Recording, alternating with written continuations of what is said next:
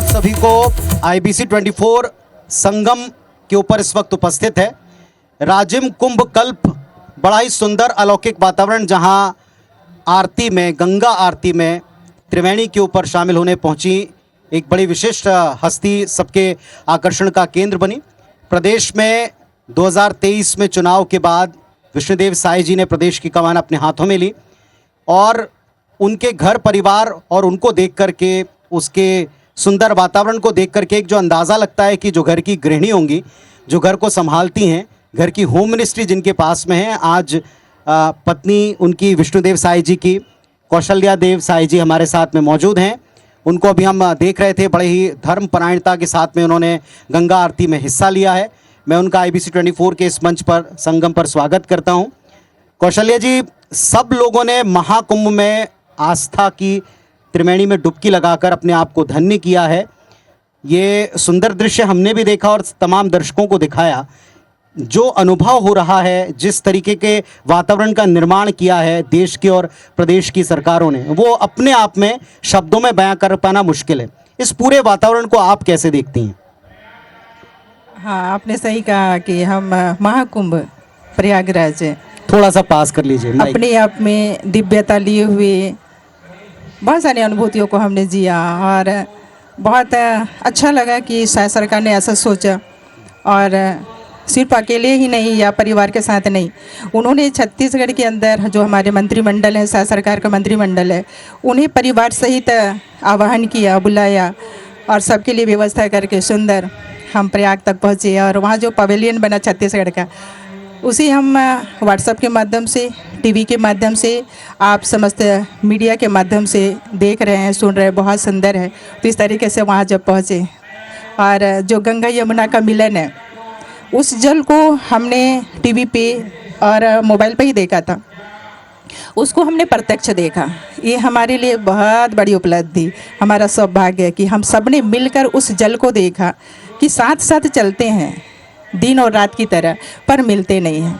तो वो अद्भुत है, वो सबके हमारी प्रकृति की जो रचना हुई है और सृष्टि ने, विधाता ने जो प्रत्यक्षता के साथ दिव्य दर्शन कराया हम सबका, अद्भुत है। लोग भले बोलें कि ये सब कुछ नहीं है, सनातन नहीं है, राम नहीं है, महाभारत नहीं है, ये सब कोई ग्रंथ नहीं है, ये सब सिर्फ एक कहानियाँ हैं, पर प्रमाण है उसका वो राम का सेतु, प्रयागराज का वो दृश्य, गंगा यमुना का वो संगम जो मिलते नहीं आपस में। जल हैं, आज किसी भी जल को देखिएगा, मिलाइएगा, दूध में जल मिल जाता है, पर वो अद्भुत है, बहुत सुंदर। बहुत आपने सही व्याख्या की। और हमने ये भी देखा कि माँ गंगा का स्पर्श करने के पहले सरकारों ने अपनी तैयारी कर रखी थी कि सबको बड़े ही शुद्धता के साथ में और आसानी के साथ में स्नान का अवसर मिल सके त्रिवेणी के ऊपर। विष्णुदेव जी ने भी और छत्तीसगढ़ सरकार ने भी बड़ी उत्तम व्यवस्था की, जिस पवेलियन का आपने जिक्र किया। लेकिन कौशल्या जी ने माँ गंगा के स्पर्श के पहले क्या तैयारियां की थी? क्योंकि आप भी धर्मपरायणता से पूरी तरह ओतप्रोत दिखती हैं, कई बार हम आपको धार्मिक अनुष्ठानों में देखते हैं। आप क्या तैयारी करके वहाँ पहुँची थी? सही कहा आपने, हम सिर्फ औपचारिकता में नहीं रहते, चाहे हमें आपके साथ रिश्ता निभाना हो या फिर देवी देवताओं के साथ में, हमारा अपना रहता है कि हम जब देवी देवता से जुड़ते हैं तो उन्हें भी हम अपने तरीके से सोचते हैं कि यदि हमें भूख लगा तो उन्हें भी लग रहा है। तो हम पूरी तैयारी के साथ गए थे। हमने गंगा मैया के लिए साड़ी, जैसे हम जाते हैं ना कहीं मेहमान तो पूरा सामान रखते हैं, तो उस तरीके से हमने मैया को आह्वान करा था कि मैया हम बहुत थक गए हैं अभी घूम घूम करके, तो बस थोड़ा सा तुम्हारा गोदी चाहिए, तुम्हारा आंचल चाहिए और उसमें थोड़ी सी शीतलता, ताकि हमारी थकान मिट जाए। तो हम उनके लिए चुनरी, साड़ी, कलश, ये सारी चीज़ें लेकर के गए थे और सुंदर सा हमने उनका स्मरण करा ब्राह्मणों के माध्यम से और सुंदर आवाहन के साथ में उनको पूजा किया, चुनरी ओढ़ाया, साड़ी पहनाया, जैसे हम करते वैसा किया। हमने आपको देखा था और आपको लाइव दिखाया था, आपने वहाँ प्रार्थना भी की। निश्चित तौर पर पूरे प्रदेश के लिए इसमें शुभकामनाएं होंगी, लेकिन जैसे पूरे प्रदेश के मुखिया के तौर पर विष्णुदेव जी प्रदेश को लेकर चल रहे हैं, आपने भी कामना की होगी नारी शक्ति को लेकर। क्या आपके मनोभाव थे उस समय? हाँ, बिल्कुल किया, क्योंकि ये 21वीं सदी है और ये संत भी कहते हैं कि नारियों का युग है। तो हमारी समस्त माताओं के लिए, बहनों के लिए, खुद हमारे लिए भी, हमने अपने लिए भी चाहा कि हमें उतनी शक्ति देना, उतनी बुद्धि देना, उतनी क्षमता देना। कितना सुंदर छत्तीसगढ़ आपने दिया है, उसकी पावनता हम बनाए रखें और सबको लेकर के चल सके। सभी बहनों के लिए आह्वान किया कि सभी सुरक्षित रहे, स्वस्थ रहें, दीर्घायु रहे और इसी तरह सब चलें। ये हमने कामना करी गंगा मैया से।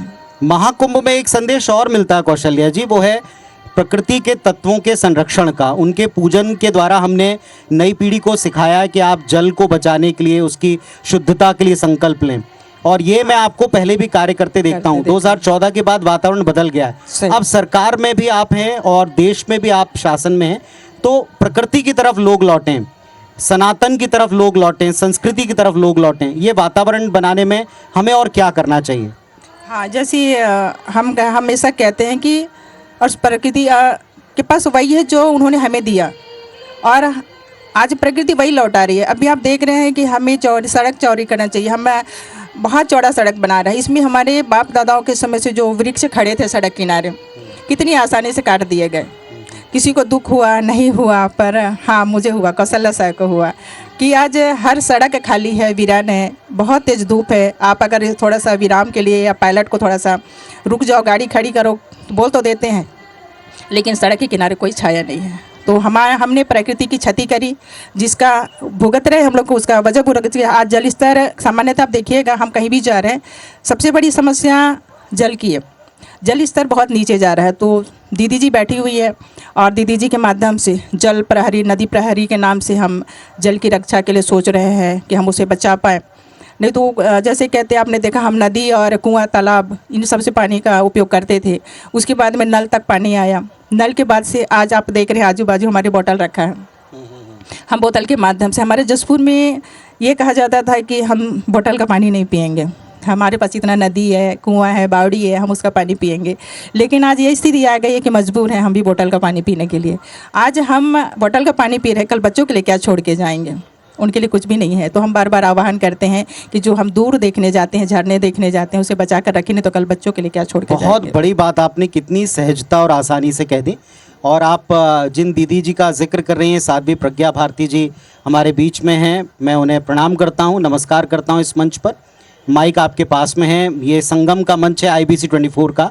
हम आपको लंबा सुनना चाहते थे, लेकिन एक संदेश जो महाकुंभ के इस मंच से और संगम के मंच से आप लोगों को देना चाहें, और ख़ासकर जैसा कौशल्या जी ने कहा है कि जल संरक्षण और संवर्धन ये आज पूरी ग्लोबल चिंता है। इस दिशा में नई पीढ़ी को क्या करना है, सरकार को क्या करना है, हमें क्या करना है? देखिए, सबसे पहले तो मैं आपको बहुत बहुत धन्यवाद देती हूँ और सबको नमस्कार करती हूँ। जल जो है वो शरीर में प्राण तत्व की भूमिका अदा करता है, और जल का स्रोत है ये नदियाँ, जो लगातार सूख रही हैं, प्रदूषित हो रही हैं, जबकि वे हमें माँ बनकर हमारी पीढ़ियों को पालती चली आ रही हैं। नदियों के प्रति पूज्य भाव हमारे प्राचीन महर्षियों ने हमें सिखाया है। हम पूजा तो कर रहे हैं, लेकिन कहते हैं जो परंपरा बिना समझे निभाई जाए वो रूढ़ी बन जाती है। बस हम पूजा तो कर रहे हैं नदियों की, लेकिन हम उन्हें क्यों पूज रहे हैं? हमारे प्राचीन महर्षियों ने उनकी पूजा करना हमें क्यों सिखाया? हम इसको जानते हुए भी अनजाने बन रहे हैं, और हम आने वाली पीढ़ियों के लिए जो एक प्रदूषित पर्यावरण तैयार कर रहे हैं, हम खाली ये सोच रहे हैं कि ये सब चीज़ें केवल हमारे लिए हैं। हमें ये सोचना चाहिए ये पूर्वजों की धरोहर है, आने वाली पीढ़ी को हमें इसे सुरक्षित सौंपना है, वरना आने वाली पीढ़ी हमें अपना हत्यारा साबित करेगी। तो निश्चित रूप से जिन नदियों के तट पर ये पवित्र आयोजन हो रहे हैं, भारतीय संस्कृति जीवित है और शान के साथ जीवित है, तो ऐसे ही आयोजनों के कारण, कुंभ मेले जैसे आयोजन के कारण निश्चित रूप से ये आयोजन होते हैं नदियों के तट पर, क्योंकि नदी के तट पर ही हमारी संस्कृति और सभ्यता का विकास हुआ है जी।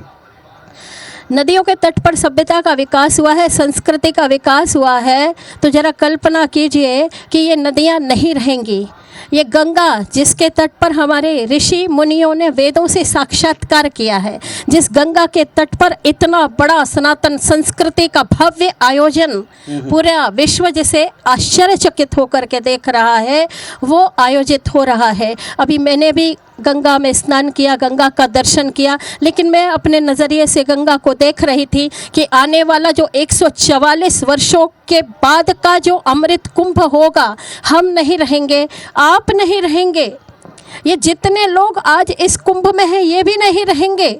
आने वाली पीढ़ियाँ इसको देखेंगी तो उसका स्वरूप कैसा होगा, अर्थात गंगा का स्वरूप कैसा होगा। क्या गंगा उस समय तक आचमन के योग्य भी बचेगी? विचारणीय प्रश्न है, चिंतनीय प्रश्न है।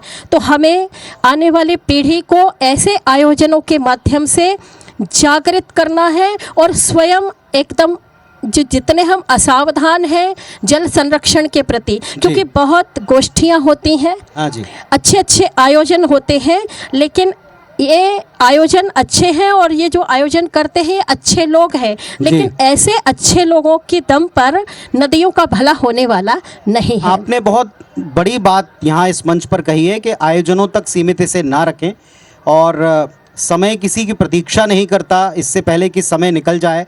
आज आप इन आयोजनों के इस साइंटिफिक पक्ष को, महत्व को भी समझें और हर चीज़ में लॉजिक आप ढूंढते हैं, तथ्य आप खोजते हैं।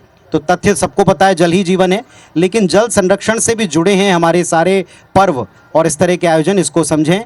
समय की मर्यादा है। मैं आप दोनों ने हमें जो इतने व्यस्त क्षणों में समय दिया है संगम पर, मैं आप दोनों को बहुत बहुत धन्यवाद देता हूँ। बहुत बहुत आभार आपका अपने विचार प्रकट करने के लिए। बहुत सारी शुभकामनाएं। धन्यवाद। नमस्कार।